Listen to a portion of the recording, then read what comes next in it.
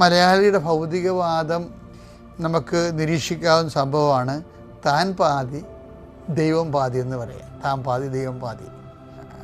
പക്ഷെ ബൈബിൾ അതിനോടൊന്നും യോജിക്കത്തില്ല. ബൈബിൾ എന്താ പറയണത്? നിങ്ങൾക്ക് പാതി വെക്കാൻ പറ്റത്തില്ല. നമ്മൾ പാർട്ട്നേഴ്സാണ്. നിങ്ങൾ പകുതി വെക്കാൻ നിങ്ങളുടെ പകുതി ഷെയർ വെക്കണം. പക്ഷേ ഷെയർ ഇല്ലാത്തവൻ എന്ത് ചെയ്യും? അവൻ ചത്ത് കളയണ. അതല്ലേ പ്രശ്നം.